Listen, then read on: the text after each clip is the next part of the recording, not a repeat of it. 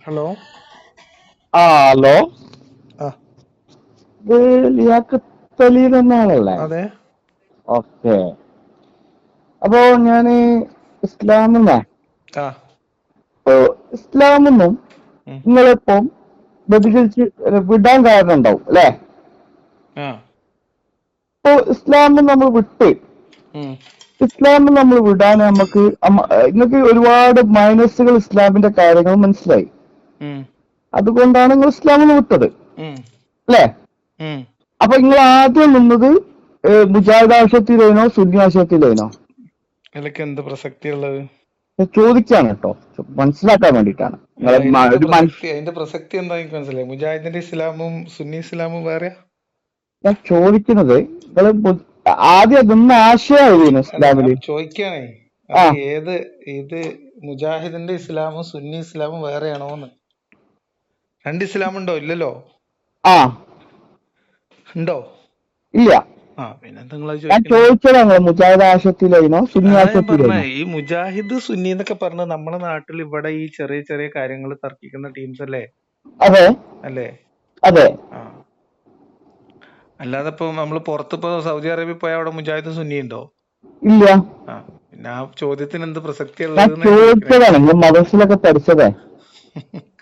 നമ്മളെ നാട്ടില് അത് ഓരോ കാലഘട്ടത്തിനനുസരിച്ച് ഇപ്പൊ നമ്മളൊക്കെ ജീവിക്കുന്ന കാലഘട്ടത്തിൽ ഏറ്റവും കൂടുതൽ ഉണ്ടായിരുന്നത് ഇ കെ സുന്നി. ഇപ്പൊ ഇന്നത്തെ കാലത്ത് നമ്മൾ ഇ കെ സുന്നി എന്ന് പറയുന്ന സുന്നി മദ്രസകളാണ്. സമസ്ത കേരള ഇസ്ലാം മത വിദ്യാഭ്യാസ ബോർഡിന്റെ മദ്രസകൾ. അതിലാണ് നിങ്ങൾ പഠിച്ചു വന്ന്. അതെ. ഞാൻ ചോദിക്കാൻ കേട്ടോ, നിങ്ങൾ കട്ടാണ് ഒരു ഭാഗം ചോദിക്കുന്നത്. നിങ്ങൾ ഉം, പഠിച്ചു വന്ന് നിങ്ങൾ ഇങ്ങനെ പോയി. ഉം, പിന്നെ നിങ്ങൾക്ക് ഇതിന്റെ മൈനസുകൾ മനസ്സിലാവില്ല, ഇസ്ലാമിന്റെ മൈനസുകൾ. ഉം. ആ മൈനസ് നിങ്ങൾക്ക് മനസ്സിലാവാൻ തുടങ്ങിയത് നിങ്ങൾ ഈ ഖുറാനും ഹദീസും കിതാബും വെച്ച് പഠിച്ചപ്പോ നിങ്ങളെ മൈൻഡിൽ നിന്നും അല്ല, മനസ്സിലായതാണോ ഇത്? അങ്ങനെയല്ല, അങ്ങനെയല്ല, അതെങ്ങനെ നിങ്ങൾക്ക് അങ്ങനെയല്ല, മനസ്സിലായത്? അങ്ങനെയല്ല. അത് നിങ്ങൾ കറക്റ്റ് ആയിട്ട് പറഞ്ഞുതരോ? അത് മൗലിയന്മാരെ വയലുന്നാണ് ആദ്യം സംശയം ഉണ്ടാവുന്നത്. ആ ഒന്ന്. ഓക്കെ. മൂല്യന്മാര് വയലും നമ്മൾ ഉം, കേട്ട് പഠിച്ച ദീനും ഉം, തമ്മിലുള്ള പൊരുത്തക്കേടും പിന്നെ അത് അത് സ്വന്തമായിട്ട് വെരിഫൈ ചെയ്യണം എന്നുള്ള തീരുമാനവും ഉം. അതിന്റെ അടിസ്ഥാനത്തിൽ നമ്മൾ പഠിക്കാൻ തുടങ്ങുമ്പോഴാണ് നോണ പറയണ മൂല്യന്മാര് പലരും ചെയ്യുന്നത് മനസ്സിലാവുന്നത്. കറക്റ്റ് ആണ്, അതിലൊരു വ്യത്യാസമില്ല കേട്ടോ. ഓക്കെ. ഉം. ആ അതുപോലെ അപ്പൊ പിന്നെ നമ്മൾ സ്വന്തം നിലക്ക് കറക്റ്റ് അപ്പൊ നമ്മൾ കറക്റ്റായി. സ്വതന്ത്രമായിട്ട് ഈ സാധനം ഉം, സ്വന്തം ബുദ്ധി ഉപയോഗിച്ചിട്ട്, അതായത് ഉം, നമ്മൾ പ്രീ മൈൻഡ് സെറ്റുകളൊക്കെ ഒന്ന് ഒഴിവാക്കി വെച്ചിട്ട് ഉം. ആണ് പഠിക്കാൻ തുടങ്ങുമ്പോൾ കാര്യങ്ങൾ വ്യക്തമായി വ്യക്തമായി വരും. വ്യക്തമായിട്ട് വരും. കറക്റ്റാണ്, മൗലിയന്മാര് പറഞ്ഞത് കറക്റ്റ് അല്ല. എനിക്കും മൂല്യന്മാര് ഞാനിപ്പോ പറഞ്ഞതും കറക്റ്റ് അല്ല, കിതാബില് ഉള്ളതും നമ്മൾ വിശ്വസിക്കുന്ന സാധനം തമ്മിൽ വ്യത്യാസമുണ്ട്. ഇപ്പൊ ഉദാഹരണത്തിന് നമ്മളൊക്കെ ആ, നബിദിനത്തിന് പിന്നെ മുദ്രാവാക്യം വിളിച്ചിരുന്നത് അടിമ വിമോചകനായ മുഹമ്മദ് നബി എന്നാണ്. അതെ. പക്ഷെ മുഹമ്മദ് നബി എത്ര മനുഷ്യന്മാരെ പിടിച്ച് അടിമകളാക്കിയിട്ടുണ്ട്. ഉം, ഉം, ഉം, ഉം ഉം, ഉം. അപ്പൊ ഇത് തമ്മിൽ പൊരുത്തപ്പെടുന്നില്ല. ഇല്ല അപ്പൊ ഇല്ല. നമ്മൾ നമ്മുടെ സങ്കല്പത്തിലുള്ള ഒരു എല്ലാ ഗുണങ്ങളും ഉള്ള ഒരാളായിട്ട് മുഹമ്മദ് നബിനാണ് ആരോപിക്കുകയാണ്. ഉം, മുഹമ്മദ് നബി ജീവിതത്തിൽ ഉണ്ടായിരുന്നു എന്ന് പറയപ്പെടുന്നതിന്റെ തെളിവായിട്ട് എഴുതി വെച്ച ഹദീസിലൊന്നും അങ്ങനത്തെ തെളിവല്ല കാണുന്നത്. ഒരു ഉം, ഉദാഹരണത്തിന് ഫക്കു റക്കബ എന്ന് മക്കെന്ന് പറഞ്ഞ മുഹമ്മദ് നബി ഉം, അടിമകളെ മോചിപ്പിക്കുന്നതിന് പുണ്യം പറഞ്ഞു എന്ന് പറഞ്ഞിട്ട് നമ്മൾ പറയുമ്പോൾ ഉം, അതേ മുഹമ്മദ് നബി സ്വന്തം ഭാര്യ അവരുടെ കയ്യിലുണ്ടായിരുന്ന അടിമ സ്ത്രീനെ മോചിപ്പിച്ചപ്പോ എന്തിനാ ഇത് മോചിപ്പിച്ചത്, അമ്മുവിന് സമ്മാനം കൊടുത്തുകൂടായിരുന്നു എന്ന് ചോദിക്കുന്നുണ്ട്. ഉം, അതും ഹദീസിലുണ്ട്. ഉം, ഉം. ഉണ്ട്. അത് മദീനയിൽ നിന്നാണ്. ഉം, കാരണം ആ കാലമായപ്പോഴത്തേക്ക് മുഹമ്മദ് നബി ഗോത്രങ്ങൾ പോയി ആക്രമിക്കലും ഉം, അവിടുത്തെ സ്ത്രീകളെയും കുട്ടികളെയും അടിമകളായി പിടിക്കലൊക്കെ തുടങ്ങിയാണ്. ഉം, ഉം. ഉം, അപ്പൊ അപ്പൊ ഇങ്ങനെ നമ്മള് ഇങ്ങനെ എന്താ പറയാ ഗ്ലോറിഫൈ ചെയ്ത് വെച്ച ഏതൊരു നേതാവിനെയും തന്റെ അണികള് അങ്ങനെ ഉം, ഭയങ്കര മഹാസംഭവമായിട്ട് മധു എഴുതുമല്ലോ. അപ്പൊ ഉം, നമ്മൾ എ.പി. അബൂബക്കർ മുസ്ലിയാരെ കുറിച്ച് എന്തൊക്കെ മധു ഉണ്ട്. ഉം, അപ്പോ അങ്ങനെ മധു എഴുതുന്നതിനപ്പുറത്തേക്ക് ചരിത്രത്തില് ഇപ്പൊ നിങ്ങൾ ചരിത്രം എന്ന് വിശ്വാസികൾ വിശ്വസിക്കുന്ന രേഖകൾ പരിശോധിക്കുമ്പോൾ പോലും ഉം. നമ്മൾ ചെറിയ പ്രായം തൊട്ട് കേട്ടും പഠിച്ചും മനസ്സിലാക്കിയും വെച്ച ഒരു ഇമേജ് അല്ല അത്. അതൊരു അല്ല. ഒരു ഒരു ആ കാലഘട്ടത്തിൽ ജീവിച്ച ഒരു ഉം, ട്രൈബൽ ലീഡർ അല്ലെങ്കിൽ ഒരു വാർലോഡിന്റെ ഉം, എല്ലാ സ്വഭാവ സവിശേഷതകളും ഉള്ള ഒരു ക്യാരക്ടറാണ് മുഹമ്മദ് എന്ന് ഉം, നമുക്ക് ചരിത്രത്തിൽ നിന്ന് മനസ്സിലാവും. പിന്നെ ഉം, അതിന് അനുബന്ധമായിട്ട് തന്നെയാണ് നമ്മൾ ഖുർആാനും അതിനോട് സമാന്തരമായിട്ട് തന്നെയാണ് ഖുർആൻ പഠിക്കുന്നത്. ഉം, പക്ഷെ ആദ്യമൊക്കെ നമ്മൾ വിചാരിക്കും നമുക്ക് വിശ്വാസമുണ്ട്, ഇപ്പൊ മൂല്യന്മാര് നിങ്ങൾ പറഞ്ഞ മാതിരി മൂല്യന്മാരത്ത് വരുന്ന വിഷകാണ്, മൂല്യന്മാരെ കുഴപ്പമാണ് ഉം, എന്ന് വിചാരിച്ചിട്ടാണ് മൂല്യന്മാരെ ഒഴിവാക്കിയിട്ട് നമ്മൾ സ്വതന്ത്രമായിട്ട് ഇത് പഠിക്കാം. ആ ഉം, പഠനം നടക്കുന്ന സമയത്തൊക്കെ നമ്മൾ വിശ്വാസിയാണ്, ദീനിൽ ഉറച്ചു നിന്നുകൊണ്ട് ഈമാനിൽ ഉറച്ചു നിന്നുകൊണ്ട് ഉം, ഏഹ് ഉം, സംശയങ്ങൾ ഉണ്ടാകുമ്പോൾ പോലും ഹിദായത്തിൽ ഉറപ്പിച്ചു നിർത്താനേ പഠിച്ചോനെ എന്നുള്ള പ്രാർത്ഥന ശീലമാക്കിക്കൊണ്ടുള്ള, എന്നാലും ഉം, നമ്മളെ വസ്വാസം നീക്കണല്ലോ, നീക്കണം, ഇഷ്കല് നീക്കണല്ലോ. തീർച്ചയായിട്ടും, ആ രീതിയിലാണ് തീർച്ചയായിട്ടും. പഠനം മുന്നോട്ട് പോയത്. ആ, മനസ്സിലായോ? പക്ഷെ ഉം, നമുക്ക് നമ്മളെ കയ്യിൽ നിന്നൊക്കെ പോകുന്ന ഒരു ഘട്ടം വരുന്നതെന്ന് വെച്ചാല്, ഇത് കൂടുതൽ ആഴത്തിലേക്ക് പോകും തോറും കൂടുതൽ വികൃതമായിക്കൊണ്ടിരിക്കുകയാണ് ഈ സാധനം ചെയ്യുന്നത്. ഉം, ഉം, ഉം, അങ്ങനെയാണ്. പിന്നെ അതിപ്പോ ഒരു ദിവസം നമ്മൾ തീരുമാനിക്കൊന്നല്ല നമ്മൾ ഇനി മുസ്ലിം അല്ലാന്ന്. ഇതൊക്കെ ഉം. ഗ്രാജുവൽ ആയിട്ട് സംഭവിക്കുന്നതാണ്. അതെ, ഒരു അതെ, അതെ. പ്രോസസ്സാണ്. അല്ലാതെ ഒരു സമയത്ത് നമുക്കാണ് വിശ്വാസം നഷ്ടപ്പെടല്ല. പക്ഷെ ആ, നമ്മള് പിന്നെ കൽബ് കുൽബായി പോകുന്ന ഒരു സാധനം ഒന്ന്, ഈ സ്ലേവറിയും അങ്ങനത്തെ കാര്യങ്ങളൊക്കെ നമ്മള് സംശയവും പ്രശ്നങ്ങളും ഡൗട്ടൊക്കെ കേറുമ്പോഴും ഉം, മദീനയിൽ എത്തിയിട്ട് ബദർ അന്വേഷിച്ചപ്പോഴാണ് സംഗതി, ഇതിന്റെ പൊളിറ്റിക്സ് അതിനിടയിൽ നമുക്ക് ഉള്ളിൽ ഇങ്ങനെ തെളിഞ്ഞു തെളിഞ്ഞു വന്ന ആ ഒരു ഗോത്രകാല പൊളിറ്റിക്സ് ഉം, ശരിക്കും മനസ്സിലായി വരുന്നത്. ഇപ്പൊ ഉം, ഉം, ബദർ മദീനയിൽ പോയി അന്വേഷിച്ചാൽ കിട്ടൂല. ഉം, മദീനയിൽ നിന്ന് ഏകദേശം 150 കിലോമീറ്ററിന്റെ മുകളിൽ, 200ന്റെ താഴെ കിലോമീറ്റർ ഉണ്ട്. 160 180 കിലോമീറ്റർ ഉണ്ട്. ഉം, ഞാൻ നിന്ന സ്ഥലത്ത് നിന്ന് 180 കിലോമീറ്റർ ഉണ്ട്. ഉം, ഉം, ഉം. ഞാൻ നിന്നത് ബീർ ഉസ്മാന്റെ അടുത്തായിരുന്നു. ഉം. അപ്പൊ ബീർ ഉസ്മാന്റെ അവിടെ നിന്ന് 170 180 കിലോമീറ്റർ ഉള്ള സ്ഥലത്തേക്ക് അന്നത്തെ കാലത്ത് മുഹമ്മദ് നബി എന്തിനാണ് ഒട്ടകങ്ങളിൽ തളിച്ചുകൊണ്ട് പോയത്? കാരണം മരുഭൂമിയാണല്ലോ. ഇന്നത്തെ പോലത്തെ മെഴ്സിഡസ് ബെൻസ് ഒന്നും ഇല്ലല്ലോ. ഇല്ല. ആ അപ്പൊ 180 കിലോമീറ്റർ ഓടാന്ന് പറഞ്ഞാൽ ഏകദേശം എത്ര ദിവസം? 30 കിലോമീറ്റർ ഒക്കെയാണ് പരമാവധി ഒരു ഒട്ടകത്തിന്റെ ഒരു ദിവസത്തെ വഴി ആ, പറഞ്ഞു കേട്ടിട്ടുള്ളത്. ഉം, അപ്പോ ഈ 180 കിലോമീറ്ററിന് ഒരാഴ്ച 10 ദിവസമൊക്കെ യാത്ര ചെയ്തിട്ട് എന്തിനാണ് മുഹമ്മദ് നബി അങ്ങോട്ട് പോയത് ഉം, എന്ന ചിന്തയിൽ നിന്നാണ് പിന്നെ അതിനെക്കുറിച്ച് ആഴത്തിൽ ഇതിന്റെ പശ്ചാത്തലം പുസ്തകങ്ങളിൽ നിന്ന് തരാൻ തുടങ്ങിയത്. അതുവരെ ഉം, നമ്മൾ കേട്ടിട്ടുള്ളത് എന്താ? നമ്മൾ കേട്ടിട്ടുള്ളത് മുഴുവൻ മുഹമ്മദ് നബി മക്കയിൽ ജീവിച്ചു, ഉം, അപ്പൊ അവിടെ ജീവിക്കാൻ സമ്മതിച്ചില്ല, അവിടെ ഉം, ശല്യം ചെയ്തു, ലാ ഉം. ഇലാഹ ഇല്ലല്ലാഹ് പറഞ്ഞതിന്റെ പേരിൽ മാത്രം മുഹമ്മദ് നബി ആക്രമിക്കപ്പെട്ടു എന്നാണ് നമ്മൾ കേട്ട കഥ. അതെ, അതെ, അതെ. ആ ആ കഥ മുഴുവൻ കേട്ടത് പോയ നമ്മളെ സംബന്ധിച്ച്, അത് കഴിഞ്ഞിട്ട് പിന്നെ അവിടെ മദീനയിലും ജീവിക്കാൻ സമ്മതിക്കൂല എന്നും പറഞ്ഞിട്ട് പിന്നെ അബൂജഹലും കൂട്ടരും പടയൊരുങ്ങി വന്നു എന്നാണല്ലോ ഉം, കഥ. അതെ. അങ്ങനെ ഒരു കഥ നമ്മളൊക്കെ ഇല്ല, മതത്തിന് കിതാബിൽ പഠിച്ചത് എവിടെയില്ല. അങ്ങനത്തെ കഥകളാണ്. ഉം, അങ്ങനത്തെ ഒരു കഥ കിതാബിൽ എവിടെയില്ല. ഉം. കിതാബുകളിൽ അല്ലേ? മനസ്സിലായോ? അങ്ങനത്തെ ഒരു കഥ ഇസ്ലാമിന്റെ ചരിത്രത്തിൽ എവിടെയില്ല. അപ്പൊ ഈ മൗലന്മാര് വെറുതെ ഇതുകൊണ്ട് അടിച്ചു വിടുന്നല്ലേ? കുറെ എണ്ണം. അതായത് ഇപ്പോഴത്തെ കാലത്ത് നാട്ടുകാരോട് പറയാൻ പറ്റുന്ന കോലത്തിൽ പലതും പറിച്ചു വിടും. ഉം, ഇതൊന്നും സത്യസന്ധമായിട്ടുള്ള കാര്യങ്ങളല്ല. പിന്നെ ഉം. മുഹമ്മദ് നബി പിന്നെ നമ്മള് കേട്ടിട്ടുള്ള എന്നാ, പുറപ്പെട്ട അബുജാഹിലുടൻ കിബിർ പെങ്കി എളുന്ത് ലിബാസ് ചമയുന്നത് എന്നൊക്കെ പറഞ്ഞ പാട്ട് കേട്ടിട്ടുണ്ട്. അതെ. ആ അപ്പൊ അബൂജഹൽ അങ്ങനെ പടയൊരുങ്ങിയിട്ടൊന്നും പോന്നിട്ടില്ല അവിടുന്ന്. ഉം, അവിടുന്ന് സമ്പത്തും ആൾക്കാർ അപകടത്തിലാന്ന് മനസ്സിലാക്കുന്ന സമയത്ത് വീട്ടിൽ ഇപ്പൊ നിങ്ങള് കുട്ടി അല്ലെങ്കിൽ നമ്മളെ കുടുംബത്തിലെ ഒരാള് അങ്ങാടി പോയി ഉം, അവിടെ ഒരു കശപിശ നടക്കുന്നു എന്ന് പറയുമ്പോ നിങ്ങളടുത്ത് ഒരാൾ ഓടി വന്ന് പറയണത് എന്റെ കുട്ടീനെ അവിടെ ഇട്ട് ഒരാൾ തല്ലുന്നു എന്ന് പറഞ്ഞാൽ നിങ്ങള് അപ്പൊ നിങ്ങളെ ബെൽറ്റും ഇതൊക്കെ തരാൻ നിൽക്കുക ചെയ്യാ? അതോ നിങ്ങള് കിട്ടിയ മുണ്ടമ്പടി എടുത്തിട്ട് പിന്നാലെ ഓടുവോ? ഉം, അങ്ങനത്തെ ഒരു പരക്കം പാച്ചിൽ മാത്രമാണ് മക്കയിൽ ഉണ്ടായിട്ടുള്ളൂ. അതും ഉം, നമുക്ക് ആ ബൈത്ത് തന്നെ കുറച്ച് മുന്നിക്ക് പോയാൽ മനസ്സിലാവും ഈ തുടക്കത്തിൽ പറഞ്ഞതൊക്കെ ബഡായി ആയിരുന്നു എന്ന്. ഉം, അപ്പൊ ഇങ്ങനെ എന്തിനാണ് ഈ 313 ആളെയും കൊണ്ട് പോകുന്നത്? അത് ഉം, 20-30 ആള് പേരടങ്ങുന്ന ഒരു കച്ചവട സംഘത്തെ കൊള്ളയടിക്കാനാണ്. ഉം, അത് ഖുറാനിലും തെളിവുണ്ട്, ഹദീസിലും തെളിവുണ്ട്, ഗ്രന്ഥങ്ങളിലൊക്കെ തെളിവുണ്ട്. ഉം. ഉം. അപ്പൊ ഇത് അങ്ങനെ അങ്ങ് അന്വേഷിച്ച് പോയാ ഇതൊക്കെ ഒക്കെ കൃത്യമായിട്ട്. അപ്പൊ ചുരുക്കി പറയുകയാണെങ്കിൽ ഇതെന്ന് പറയുകയാണെങ്കിൽ ഒരു എന്താ പറയാ ഒരു കെട്ടുകഥ പോലെ ഉണ്ടാക്കിയതാണ് അല്ലെ മത? കെട്ടുകഥയുടെ മുകളിൽ പടുത്തുയർത്തിയിട്ടുള്ള ഒരു പൊളിറ്റിക്കൽ ഐഡിയോളജിയാണ് അത്. കെട്ടുകഥയിൽ നിന്ന് പടുത്തു വെക്കുക അത് ഞാൻ പറഞ്ഞുതരാം, കുറച്ചുകൂടി പൊളിറ്റിക്കൽ. വ്യക്തമായിട്ട് നിങ്ങൾക്ക് പറഞ്ഞുതരാം. നിങ്ങൾക്ക് ആ, തീരെ മനസ്സിലാവണില്ലേ? അതായത് നമ്മളെ ബൈബിൾ കഥയിൽ നിന്നുള്ള ഉൽപ്പത്തി കോപ്പി അടിച്ചിട്ട് അതിന്റെ മുകളിൽ അത് നിലത്ത് വിരിച്ചിട്ടിട്ട് അത് അടിത്തറയാക്കി വെച്ചിട്ട് അതിന്റെ മുകളിൽ മോമിനെ അവിടുന്ന് കെട്ടിണ്ടാക്കിയ ഒരു കഥയാണിത്. അപ്പൊ ഞാൻ ചോദിക്കട്ടെ, ഇതുകൊണ്ട് പാഴ്ച ഗുണമുള്ളത്? മുഹമ്മദ് നബിക്കായിരുന്നു ഗുണം. അതെ, പക്ഷെ മുഹമ്മദ് നബി ഇപ്പൊ ഇല്ലല്ലോ. മുഹമ്മദ് നബിക്കില്ല. ഇല്ല. മൂപ്പര് ഇങ്ങനെ ഒന്നാവുന്ന വിചാരിച്ചിട്ടുണ്ടാവില്ലല്ലോ. ആ, ഉം. അപ്പൊ ഇത് പാഴ്ച ഗുണമുള്ളത്?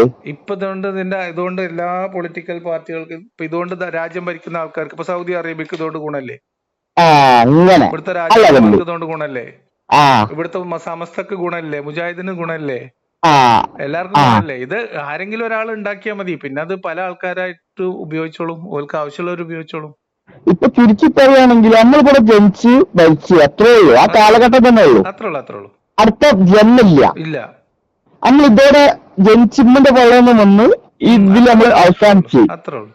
അത്രേ ഉള്ളൂ. മാത്രമൊന്നല്ല, നിങ്ങളിപ്പോ ഇന്നിപ്പോ പെരുന്നാളിന് അറക്കാൻ പോണ പോത്ത് അതും അത്ര തന്നെ ഉള്ളൂ. നിങ്ങൾ പിടിച്ചറക്കല്ലേ ചെയ്യുന്നേ. അതെ. ആ അപ്പൊ നമുക്ക് അങ്ങനെ അപ്പൊ അത് കഴിഞ്ഞു, അത്രേ ഉള്ളൂ.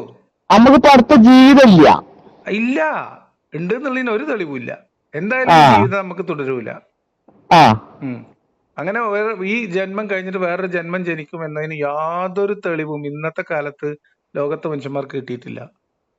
കിട്ടിയിട്ടില്ല.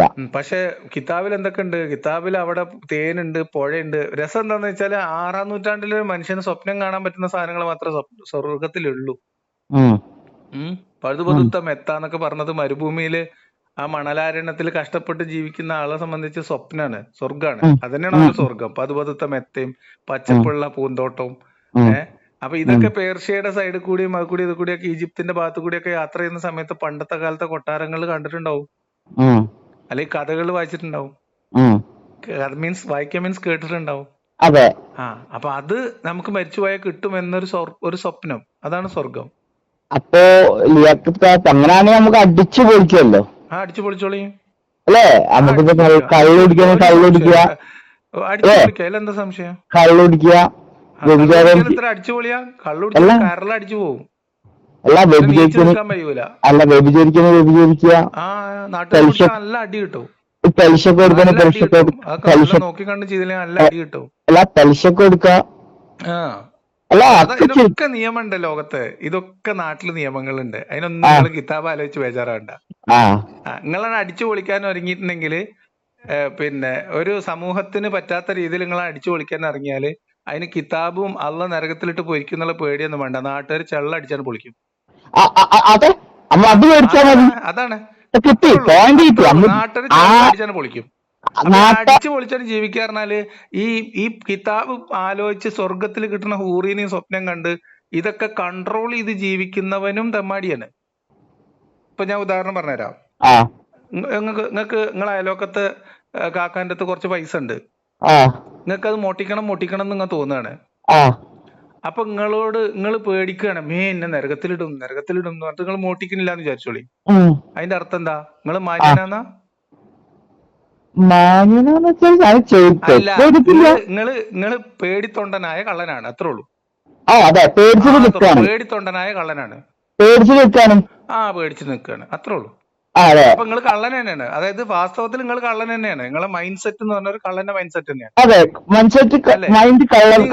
നിങ്ങൾ ആലോചിച്ച് നോക്കി, ഇപ്പൊ നിങ്ങള് 4 അള്ളയൊക്കെ ഉണ്ടാവുമോ എന്ന് ചിന്തിച്ചാൽ നിങ്ങള് നരകത്ത് പോകൂലേ? അങ്ങനെ നിങ്ങൾ അള്ളാഹുവിനെ കുറിച്ച് ചിന്തിച്ചാൽ മതി, നിങ്ങൾ മുർത്തതാവും, ഇല്ലേ? അള്ളാഹിനെ കുറിച്ച് പറ്റാത്ത രീതിയിൽ ചിന്തിച്ചാൽ നിങ്ങൾ മുർത്തതാവും.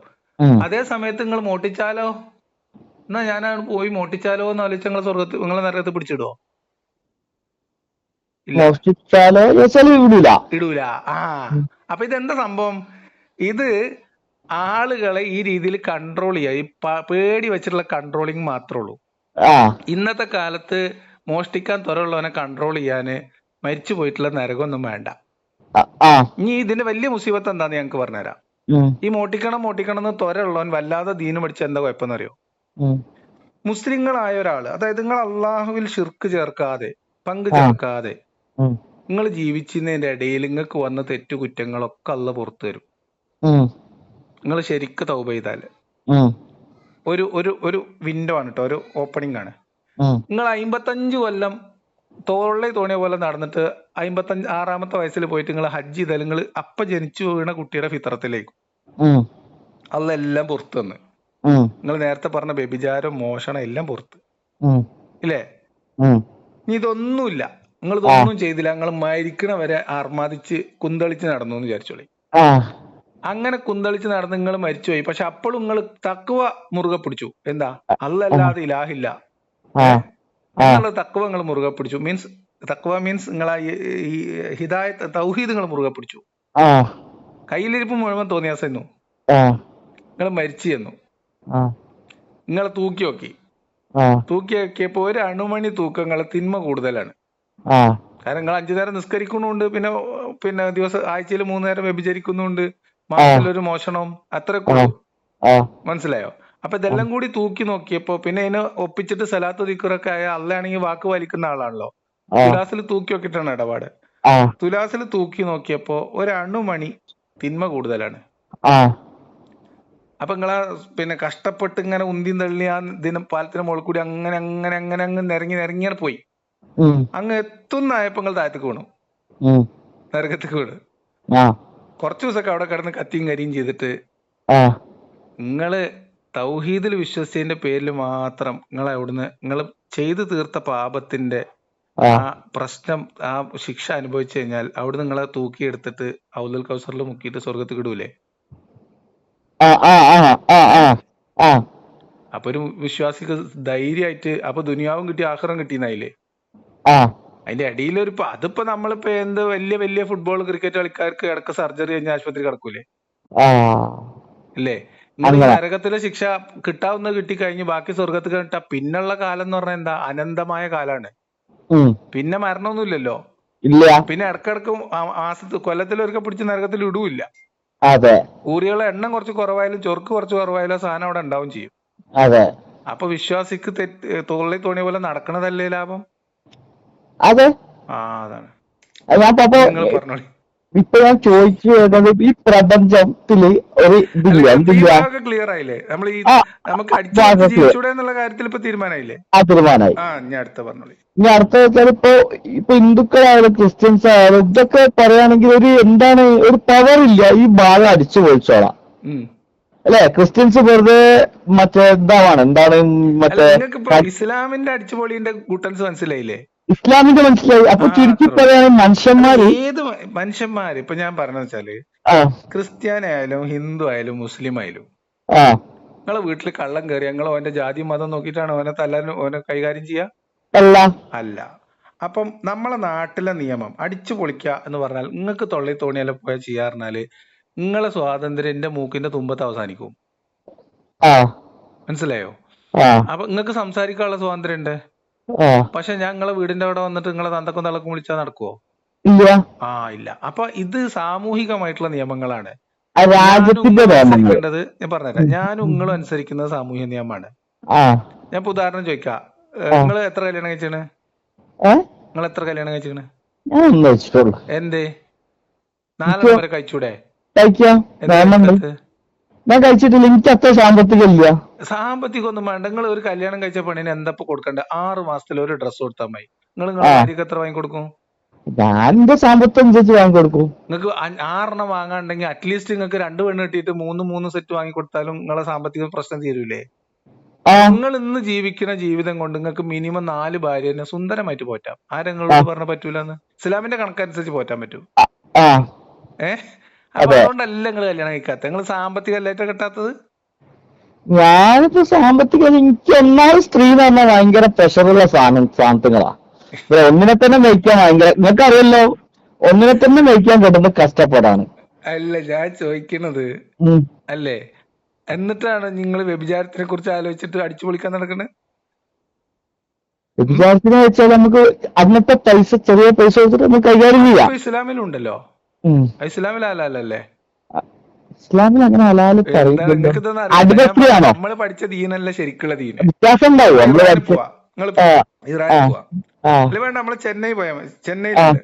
ആ അവിടെ പോയിട്ട് നിങ്ങൾക്ക് ഒരാഴ്ചക്ക് കല്യാണം കഴിക്കാം, 3 ദിവസത്തിന് ആ കല്യാണം കഴിക്കാം, അങ്ങനെ ഒരു ഉണ്ടല്ലേ? വൈകുന്നേരത്തിന് കല്യാണം കഴിക്കാം.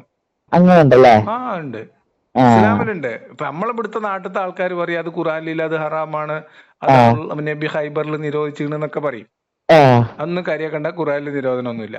അങ്ങനാണ് കൃത്യമായിട്ട് പറഞ്ഞു. സുഖായില്ലേ? ഏ അങ്ങനാണ് സുഖായില്ലേ? അങ്ങനെ ഉണ്ടല്ലോ. ആ എന്താണ് സംശയം? 4:24 എടുത്ത് വായിച്ചു നോക്കി നിങ്ങള്. ആ ആ ഞാൻ വായിച്ചിട്ടില്ല അങ്ങനത്തെ ആ അങ്ങോട്ടൊന്നും. 4:24 പറയണത് നിങ്ങൾ ഉം. കല്യാണം കഴിച്ച ഭാര്യമാര് ആ മറ്റുള്ളവരുടെ വിവാഹ ബന്ധത്തിലിരിക്കുന്ന സ്ത്രീകൾ നിഷിദ്ധമാണ്. ആ പിന്നെ നിങ്ങൾ അടിമ സ്ത്രീകൾ ഒഴികെ എന്നൊക്കെ പറയുന്നുണ്ട്. പിന്നെ ആ ഭാര്യമാരും ഓൾറെഡി അനുവദിച്ചിട്ടുണ്ടല്ലോ. ആ ഇതിനപ്പുറമുള്ള സ്ത്രീകളായിട്ട് നിങ്ങൾ എന്തെങ്കിലും ആഗ്രഹിക്കുന്നുണ്ടെങ്കിൽ നിങ്ങൾ ഒരു പ്രത്യേക ഒരു നിശ്ചയിച്ച ഒരു വില പറഞ്ഞുറപ്പിച്ചിട്ട് നിങ്ങൾക്ക് ആവാവുന്നതാണ് എന്നാണ് ഖുറാനിലുള്ളത്. ഉം. ഉം. ഉം. ഉം. അപ്പൊ ചുരുക്കി പറയാണ് ഇപ്പൊ മനസ്സിലാവണത്. ഇത് പറയുകയാണെങ്കിൽ ഒരു മേഖല കണ്ടെത്തിയിട്ട് അതായത് മനുഷ്യനെ ഒരു കെട്ടിത്തള്ള രൂപത്തിലാക്കി കഴിഞ്ഞു അല്ലേ? അതായത് ഒരു കാലത്ത് ഒരു കൂട്ടം മനുഷ്യരെ ഉം. അവനവന്റെ താല്പര്യത്തിന് വേണ്ടി മേയിച്ചുകൊണ്ട് നടക്കാൻ ഇപ്പൊ നമ്മളെ നാട്ടിലെ ചില സൂഫികളില്ലേ, ഉം. തരീക്കത്തേര്. ഉം. അപ്പൊ ഓലാണ് പറയാ നിങ്ങൾ ഏത് മോതിരം ഇടേണ്ടത്, ഏഹ് ഉം, ഏത് കളർ ഡ്രസ്സാ ഇടേണ്ടത് എന്നൊക്കെ ഈ ഉം, സൂഫി പറയുന്നത് അനുസരിച്ച് ജീവിക്കുന്ന മനുഷ്യന്മാർ നമ്മുടെ നാട്ടിൽ ഇന്നും ഉണ്ട്. ഉം, വരുമാനത്തിന്റെ ഇത്ര റുപ്യ ഷെയ്ക്കിന് കൊടുക്കണം, ബാക്കി ഇത്ര റുപ്യ പാവപ്പെട്ടവർക്ക് കൊടുക്കണം എന്ന് ഉം, നിശ്ചയിച്ച് നിയമം ഉണ്ടാക്കി കൊടുക്കുന്ന ഷെയ്ഖന്മാർ നമ്മുടെ നാട്ടിൽ ഇപ്പോഴും ഉണ്ട്. ഉം, അപ്പൊ ഇവരൊന്നും ഷെയ്ഖന്മാരുടെ അധീനതയിൽ ജീവിക്കുന്ന പ്രജകളല്ല, ഉം, എന്നിട്ട് പോലും അതൊക്കെ അനുസരിക്കുന്നുണ്ട്. അപ്പൊ ആ ഉം, കാലഘട്ടത്തിൽ രാഷ്ട്രീയാധികാരം പിടിച്ചെടുത്ത ഒരാള്, ഇപ്പൊ നമ്മളെ കിങ് ജോങ് ഉന്ന് എത്ര 20 ഡിസൈൻ എന്തോ കൊടുത്തിട്ടുണ്ടല്ലോ മുടി വെട്ടാന്. ഉം, 20ആണോ 3ആണോ, ഉം, 23 എന്താണ് 2 3 ഈ ഉം. ഡിസൈനിന്റെ അപ്പുറത്തേക്ക് മുടി വെട്ടാൻ പറ്റൂല അവിടെ. അതെ അതെ അതെ, ആ ഇത്ര പറയാം. ആ അത്രന്നെ ഉള്ളൂ ഇപ്പൊ നമ്മളെ നാട്ടില്. ഇപ്പം നെര്യാണിന്റെ താഴെ ഡ്രസ്സ് താഴരുത്. ഇപ്പൊ ഉം, നിങ്ങൾക്ക് ഒരു കാര്യം ഇഷ്ടമല്ല, അതിപ്പോ നിങ്ങളെ കുട്ടികളോട് പറയില്ലേ നിങ്ങൾ ഉം, ചെയ്യരുത് എന്ന്.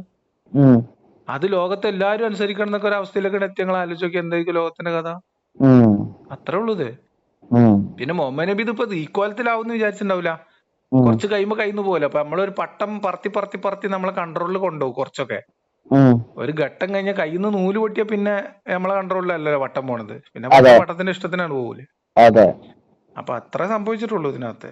ഇത് വലിയ ആലോചിച്ച് ടെൻഷൻ അടിക്കാനൊന്നുമില്ല. അപ്പൊ അന്നത്തെ ആൾക്കാരെ കൂടെ കൂട്ടാൻ വേണ്ടിയിട്ട് ഉം, സ്വർഗവും നരകവും പറഞ്ഞ് പേടിപ്പിക്കേണ്ടവനെ നരകം പറഞ്ഞ് പേടിപ്പിച്ചു, കൊതിപ്പിക്കേണ്ടവനെ സ്വർഗം പറഞ്ഞ് കൊതിപ്പിച്ച്.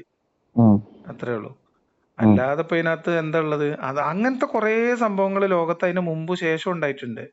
ഉം, ഇപ്പൊ നമ്മളെ നാട്ടിൽ നിന്ന് ഒരു ചങ്ങായി എവിടെ ഒരു ദ്വീപ് വാങ്ങിയിട്ട് ഉം, സ്വന്തം രാജ്യം തന്നെ ഉണ്ടായിരിക്കണം. അയാൾക്ക് മതവും അയാളുടേതായിട്ടുള്ള ഒരു മതവും ഒരു പ്രജാസംഘവും ഒക്കെ ഉണ്ട്.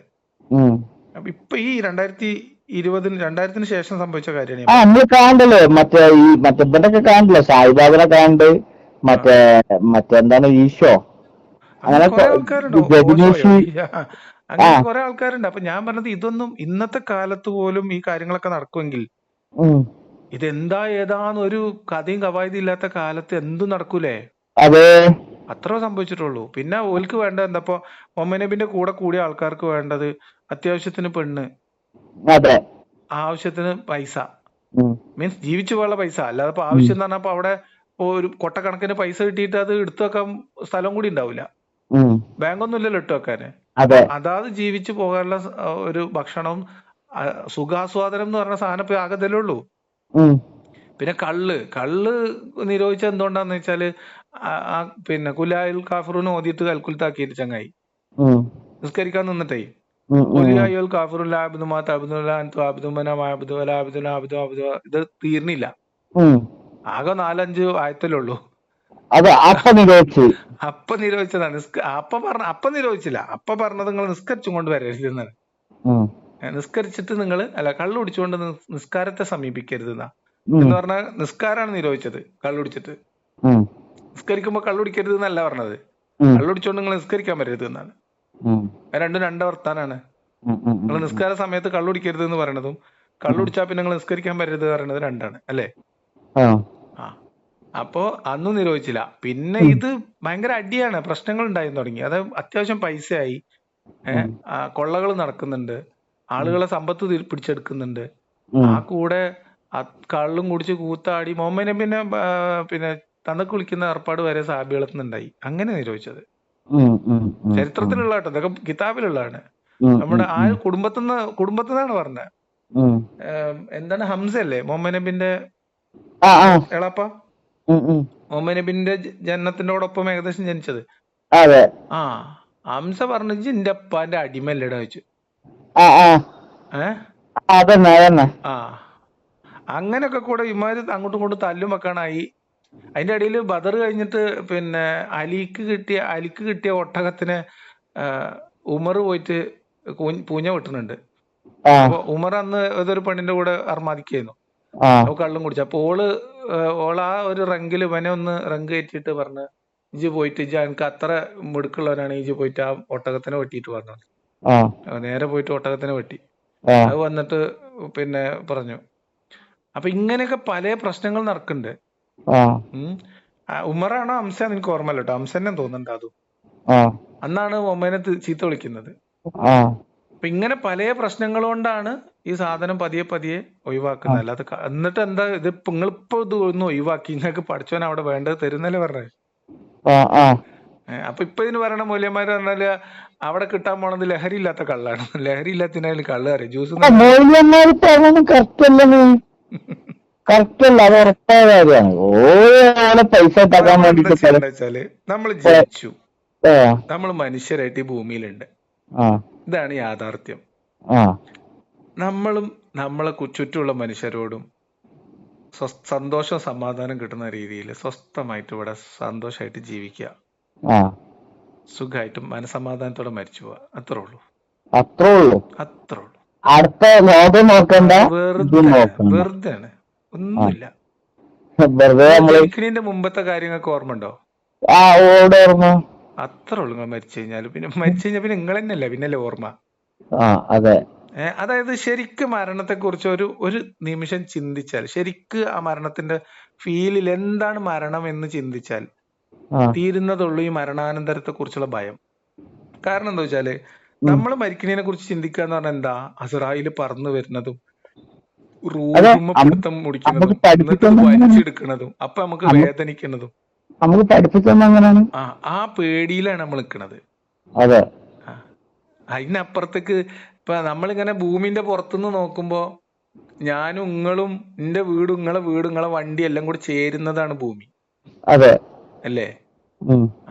അത്രേ ഉള്ളൂ. അപ്പൊ നമ്മൾ ഇതിനകത്ത് മരിച്ച് മണ്ണായി മാറി പിന്നെ ഇത് ഇവിടെ തന്നെ ഉണ്ട് നമ്മള്. ഉം. ഉം. ഉം. ഉം. അതിന്റെ ഇടയിൽ വന്ന ഈ കോൺഷ്യസ്നെസ് മാത്രം പോകും. ഉം.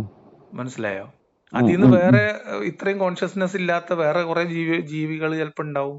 പുഴുക്കൾ വളരും, അല്ലെങ്കിൽ ചെടികൾ വളരും, ഉം. പലതും സംഭവിക്കും. ഇതിങ്ങനെ ചേഞ്ച് ചെയ്തോണ്ടിരിക്കും. ഉം. അല്ലാതെ നമ്മൾ ഇതൊക്കെ ആലോചിച്ച് നിങ്ങൾ എന്താ ആലോചിക്കുന്നത്? നിങ്ങൾ സ്വർഗത്തിൽ നമ്മളിവിടെ റെയ്മണ്ടിന്റെ ഷർട്ടൊക്കെ ഇട്ടിട്ട് അവിടെ ഇങ്ങനെ ഊറികളിയും നോക്കി ഫുൾ കൂളിംഗ് ഗ്ലാസ് കണ്ണാടിയും വെച്ച് ഇങ്ങനെ നിൽക്കുന്ന, ഉം. ഉം. നമ്മൾ ഈ നഫ്സും വെച്ചിട്ട് ഈ ജസദും വെച്ച് ചെല്ലുന്നതാണ് ഇപ്പൊ കഥ. ഉം. ഉം. പിന്നെ ആത്മാവ് എന്ന് പറയുന്ന സാധനം അതിനേക്കാളും വലിയ പുകയാണ്. അത് പറഞ്ഞിട്ട് കാര്യമില്ല. പിന്നെ ആത്മാവിനെ കുറിച്ച് മാത്രമായിട്ട് ഇസ്ലാമിൽ പറയണില്ലല്ലോ. ഇസ്ലാമിൽ സ്വർഗത്തില് വിത്ത് ബോഡിയാണ്, ഉം. അല്ലേ?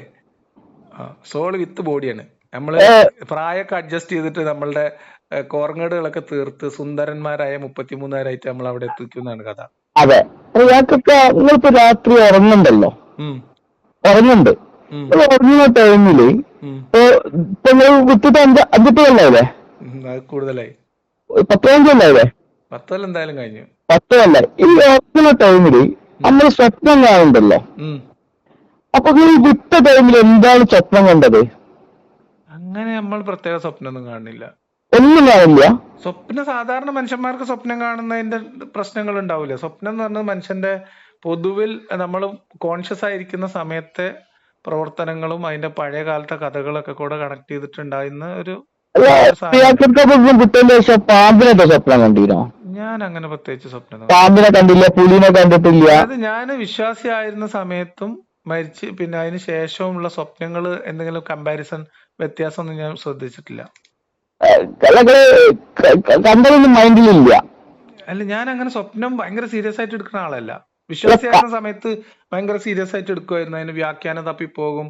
പിന്നെ യൂസഫ് നബിയുടെ കാലത്ത് യൂസഫിന്റെ തന്നെയല്ലേ സ്വപ്ന വ്യാഖ്യാനത്തെ അധികരിച്ചിട്ട് കുറെ ഗ്രന്ഥങ്ങളൊക്കെ ഉണ്ട് നമ്മുടെ നാട്ടില്. സ്വപ്ന വ്യാഖ്യാനം. സ്വപ്നം കണ്ടിട്ടില്ല. സ്വപ്നം മനുഷ്യന്മാർ കാണൂലേ? നമ്മള് രാവിലെ എഴുന്നേറ്റ് കഴിഞ്ഞാൽ നമുക്കറിയാലോ സ്വപ്നമായിരുന്നു. പിന്നെ അതിനെ കുറിച്ച് ആലോചിച്ചിരിക്കണോ?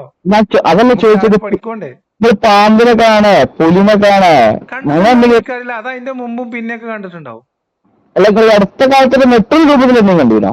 അങ്ങനത്തെ പേടിപ്പിക്കുന്ന സ്വപ്നം ഒന്നും കാണില്ല. ഞാൻ കുറെ ഇടക്കാലത്ത് ഇടക്കാലത്ത് ഞാൻ കുറെ കാലം കണ്ടിരുന്ന സ്വപ്നം ആൾക്കാർ എന്നെ ആക്രമിക്കാൻ എന്റെ വീട് കയറി വരുന്നതും എന്നെ വെട്ടുന്നതും കുത്തുന്നതൊക്കെയാണ്.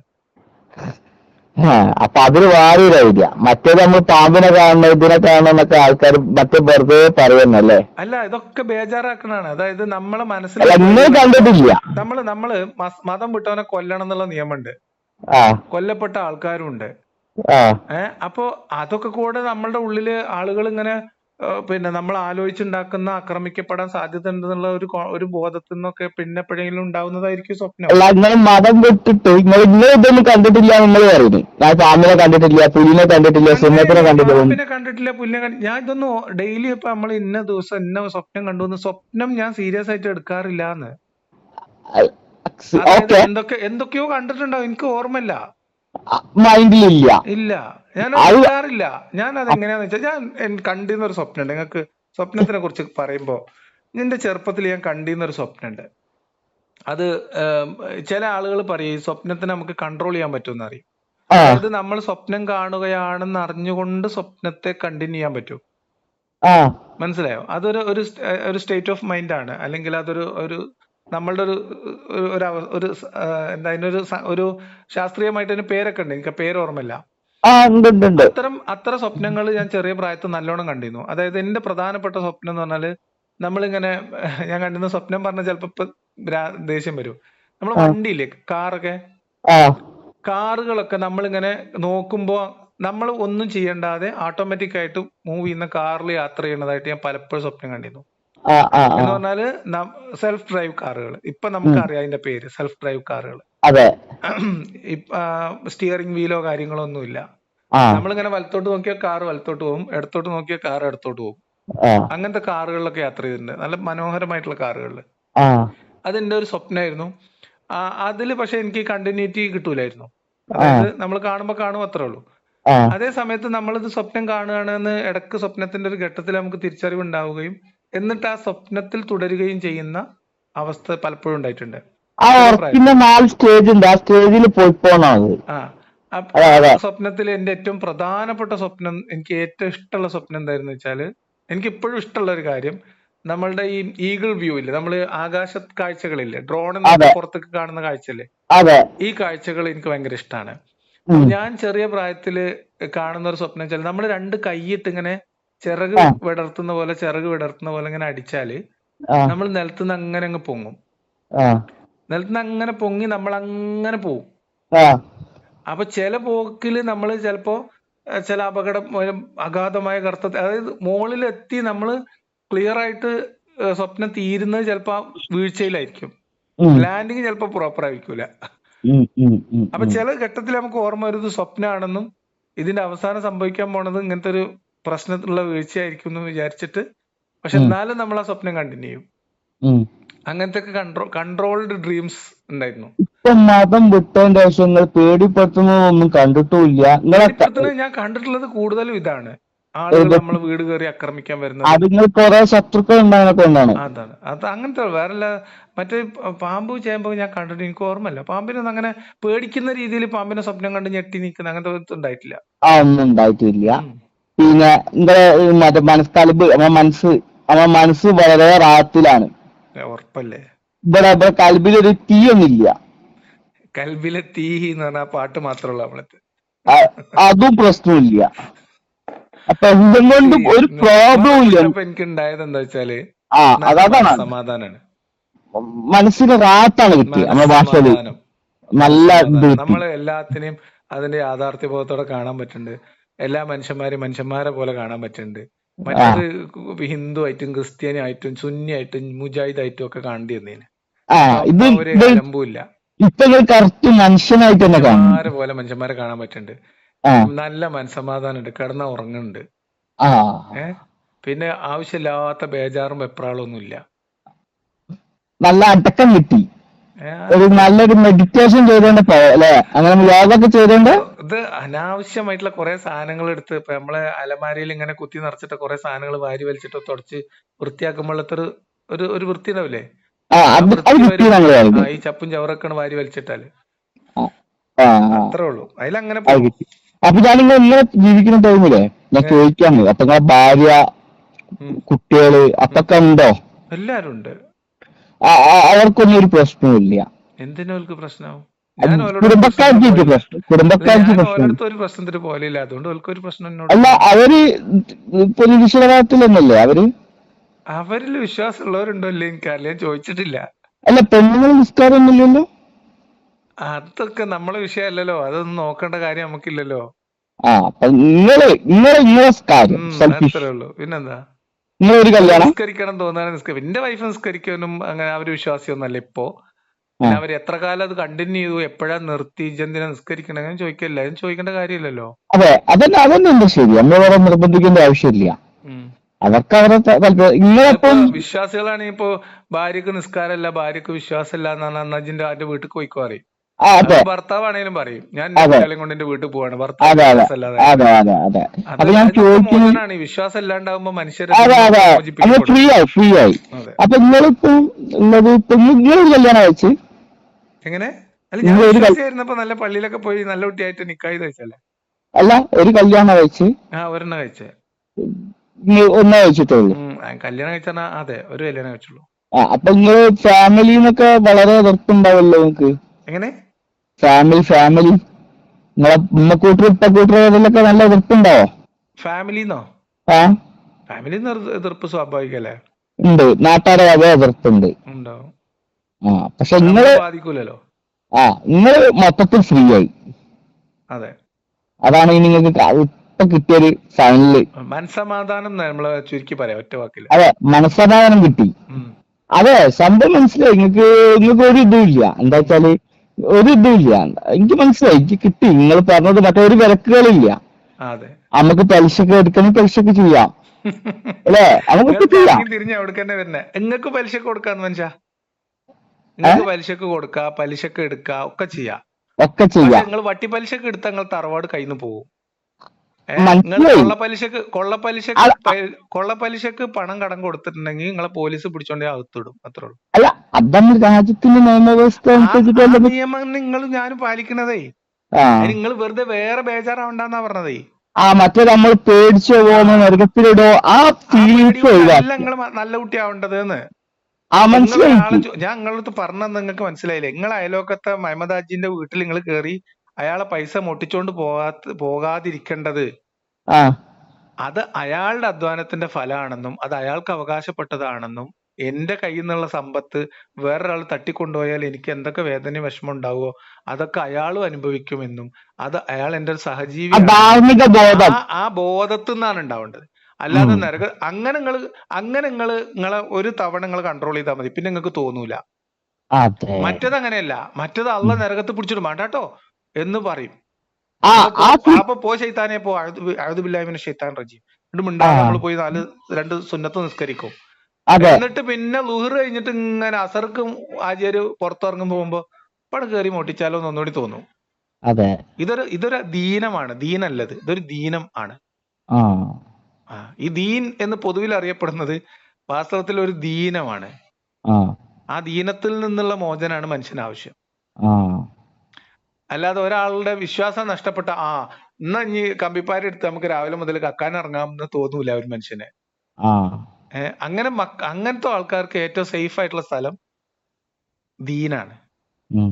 കാരണം എന്താ വെച്ചാൽ ഓൽക്ക് പിന്നെ അസ്താഫറുള്ള ചെല്ലാനും പറ്റും, തൗബ ചെയ്യാൻ പറ്റും. തൗഹീദ് മുറുക്കെ പിടിച്ച് പോയി കഴിഞ്ഞാൽ ഏറ്റവും ചുരുങ്ങിയത് അവസാനം കുറച്ചു ദിവസം സ്വർഗത്ത് കിടന്ന് അല്ല നരകത്തിൽ എടുത്തിട്ടാണെങ്കിലും അള്ളാഹു കൗസറിൽ മുക്കി സ്വർഗത്തേക്ക് പിന്നെങ്കിലും ഇടും. ഉം. അപ്പൊ അടിപൊളിയായിട്ട് കക്കാം. ഉം. ഉം. ഇവിടെ ഇപ്പൊ പോലീസ് പിടിക്കുന്ന പേടി അപ്പോഴും ഉണ്ടാവും ബാക്കി. ഇപ്പൊ കക്കും കള്ളന്മാരൊക്കെ നിങ്ങൾക്ക് ഇപ്പൊ ഇതില് ഞാനൊക്കെ ഗൾഫിൽ പോയി കണ്ടതാണ് കേട്ടോ. അതാ പറഞ്ഞതെന്ന്. ഞാൻ ഞാൻ പറഞ്ഞത് ഗൾഫിൽ പോയി ഒരാള് കണ്ടതാ. സമൂഹത്തിൽ നല്ല രീതിയിൽ ജീവിക്കുന്നതും അയാൾ മോശക്കാരനാവുന്നതും ദീനിൽ എന്തെങ്കിലും കിതാബിൽ ഉണ്ടോ നോക്കില്ല. ഈ ഗുണം അയാളുടെ ഉള്ളിലുണ്ടാവണം, അയാളിലുണ്ടാവണം, അയാളെ ചിന്തയിലുണ്ടാവണം. ഇവിടെ ഇപ്പൊ ഇപ്പൊ നിസ്കാരവും കാര്യങ്ങളൊക്കെ വെച്ചിട്ട് ഇവിടെ കണ്ടമാനം അർത്ഥങ്ങളെ പറ്റിക്കണൊക്കെ ഞാൻ നേരിട്ട് കണ്ടതാ. ഒക്കെ സിമ്പിളാണ്. അതൊക്കെ സാധാരണ സംഭവിക്കാൻ സാധ്യത ഉണ്ട്. ആ, പിന്നെ കള്ളു മൗലിയന്മാര് കുടിക്കണൊക്കെ വലിയ കണ്ട്. വളവടായി ഒക്കെ പറയും. ഈ ആ, മൗലിയന്മാരെയൊക്കെ ചില മൗലിയന്മാര് പരിപാടികൾ അതിനെക്കാട്ടും കണ്ടപ്പോഴേ വലിയ ഞെട്ടി ചപ്പാന്മാരാ. തെറിച്ചു പോയി. മൗലിയന്മാര് ഒരു ആയത്തുണ്ട്, ആ ലാസ്റ്റ് കാലഘട്ടത്തിൽ ഓല് എന്താ പറയുന്നത്, ആ ആയത്ത് ഓല് ഓതില്ലല്ലോ. ആ അതുണ്ട്. പണ്ഡിതന്മാരെ അല്ല, നരകത്തിന്റെ അടിത്തട്ടില് പണ്ഡിതന്മാരായിരിക്കും എന്നാണ്. ആ, അതെ. അതുപോലും കാര്യമായിട്ട് ഓതലില്ല. ആ, ഓതലില്ല. ഉം. ഞാനൊരു പണ്ഡിതനെ ചോദിച്ചപ്പോ ചൂടായിക്കുന്നു പണ്ഡിതൻ. ആ. ഞാൻ ചോദിച്ചു, ഇങ്ങനെ ഒരു ആയത്തുണ്ടല്ലോ എന്താന്ന് ചോദിച്ചപ്പോഴേ, ഉം. അങ്ങനത്തെ ഒന്നും ചോദിക്കാൻ പാടില്ല എന്നാണ് റിപ്പോർട്ട്. ഉം. അതെന്താ അങ്ങനെ വന്നതെന്ന്. ഉം. അങ്ങനെയുണ്ട്. പണ്ഡിതന്മാർ ഞാൻ മനസ്സിലാക്കിയിടത്തോളം ആ. ഇപ്പത്തെ പണ്ഡിതന്മാർ എന്ന് പറയുകയാണെങ്കിൽ ബെൻസും BMW റാഡ വാച്ചും റോളക്സും ഉം. കൊട്ടാരം പോലെ അതൊക്കെ വീടും. ചെയ്യും. എന്നിട്ട് ലാസ്റ്റ് ആ മിസ്വാക്ക് എടുത്തിട്ട് ജുബന്റെ പോക്കറ്റിൽ ഇട്ടിട്ട് ആൾക്കാരെ കാണിക്കാൻ വലിയക്കും ചെയ്യും ആ സുന്നത്ത് പറഞ്ഞിട്ട്. അതെ. എന്നാ പിന്നെ ഒരു ഒട്ടകം, പണ്ഡിത രാജസ്ഥാനിൽ പോയ ഒട്ടകം കിട്ടുമല്ലോ, നല്ല ഒട്ടകം, മുഴുത്ത ഒട്ടകങ്ങളെ കിട്ടും. പണ്ഡിതന്മാരൊന്നും കറക്റ്റ് അല്ല. പണ്ഡിതന്മാരൊന്നും കറക്റ്റേ അല്ല. പണ്ഡിതന്മാര് കറക്റ്റ് അല്ലായിട്ടല്ല, പണ്ഡിതന്മാർക്കൊക്കെ ഇത് മനസ്സിലായി. എന്ത്? ഇത് ഇത്രക്കെ ഉള്ളൂ. പിന്നെ ഇപ്പൊ ആ എന്താ വെച്ചാല് നല്ലൊരു മുതൽ കയ്യിൽ ഉണ്ടാവുമ്പോ അതുകൊണ്ട് പരമാവധി അവനാന്റെ ജീവിതം അടിപൊളിയാക്കാം. കാരണം സേഫ്റ്റി കൗമ ചെയ്യാം. ഇതിനകത്ത് പെട്ട് കിടക്കുകയാണ്, ഈ പേടിയിൽ പെട്ട് കിടക്കുകയാണ്. അപ്പൊ ഉം. നരകത്തുനിന്ന് രക്ഷിച്ചു തരാം, നിങ്ങൾ വരി, നിങ്ങൾ സലാത്ത് ആ ദിക്റും ചൊല്ലിക്കോളിന്ന് പൈസ തന്നോളി എന്ന് പറഞ്ഞാൽ അതെ തങ്ങന്മാർക്ക് പൈസ ഇട്ടും മൂല്യന്മാർക്ക് പൈസ ഇട്ടും മജ്ലിസ്. ഇനി ആ സുന്നികൾക്കാണ് ഇപ്പൊ ഈ ഇങ്ങനത്തെ ദിക്റും ഇത് പറഞ്ഞ് വാങ്ങാൻ പറ്റുക. ആ മുജാഹിദുകളെ പിരിവെടുക്കണം നിങ്ങള്. ഇല്ല നിങ്ങൾ പള്ളി ഇല്ലാത്ത സ്ഥലത്ത് പള്ളി ഉണ്ടാക്കാൻ നിങ്ങൾ ഒരു സിമന്റ് കട്ട നിങ്ങൾ സംഭാവന ചെയ്തോളി. അപ്പൊ ഒരു സിമന്റ് കട്ടക്ക് എത്ര? $10. ആ ഉം അതെ ഇപ്പൊ നോർവേയില് പള്ളി, ആ ന്യൂയോർക്കില് പള്ളി, ഇസ്ലാമിക് സെന്റർ, ദാവ ആ സെന്ററും കുട്ടികൾക്കുള്ള ആ സൗകര്യവും. ആ അപ്പൊ നിങ്ങൾ പള്ളിക്ക് ഇപ്പൊ സഹായിച്ചാല് അള്ള സ്വർഗത്തില് നിങ്ങൾക്ക് വേറെ എന്ത് ചെയ്യും?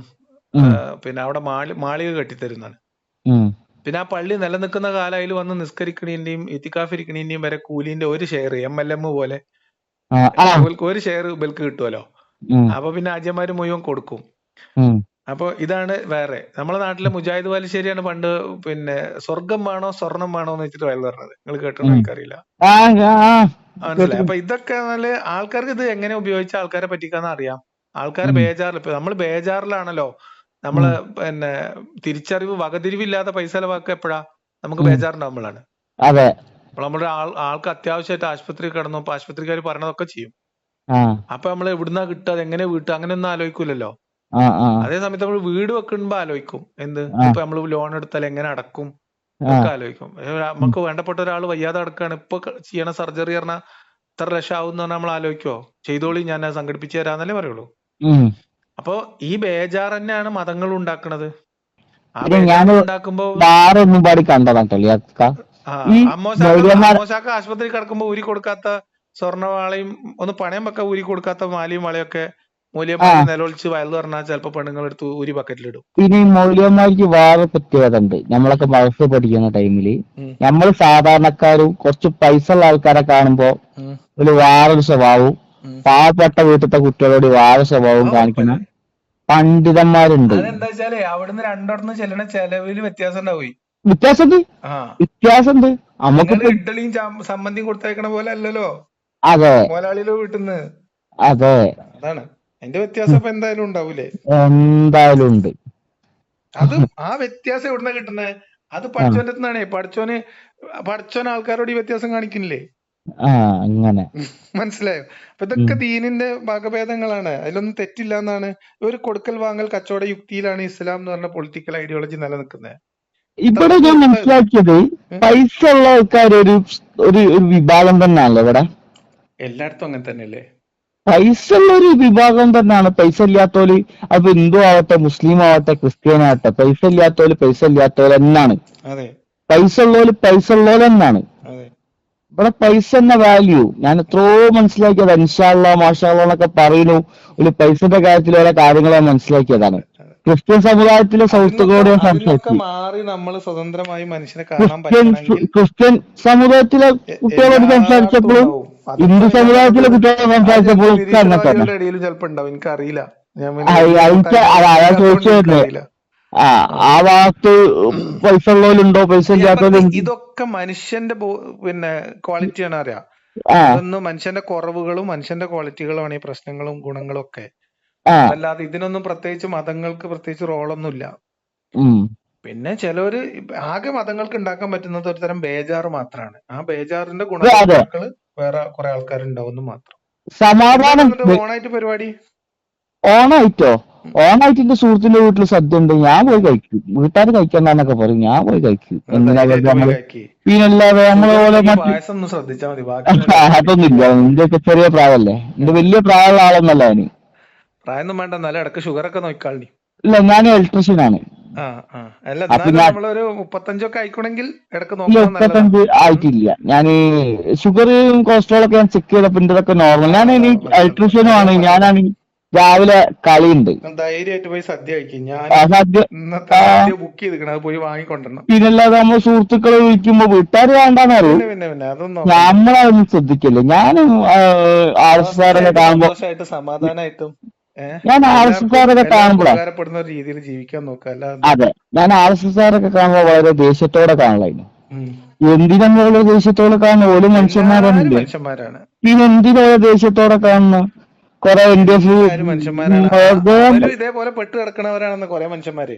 അതെ അവരും പെട്ടുകിടക്കുന്ന ഓലെ ആൾക്കാരാണ്. ചിന്തിപ്പിക്കുന്നത് വേറെ രീതിയിലാണ്. അതെ, അതാണ് രണ്ട് അതിന്റെ ടൂളാണ് പോയിന്റ്. ഉപയോഗിക്കണമെന്ന് മാത്രം. 2 ടൂള്, ക്രിസ്ത്യൻസ് വാഴ ടൂള്, 3 ടൂള് ഉപയോഗിച്ച് 3 ആൾക്കാർ ഇതായിട്ട് എടുക്കണം. അതെ അതെ. എന്നാ ആയിക്കോട്ടെ ഇയാൾക്കൊക്കെ മലപ്പുറത്ത് എവിടെയാണ് ഇത് സ്ഥലം? എങ്ങനെ? മലപ്പുറം എവിടെ?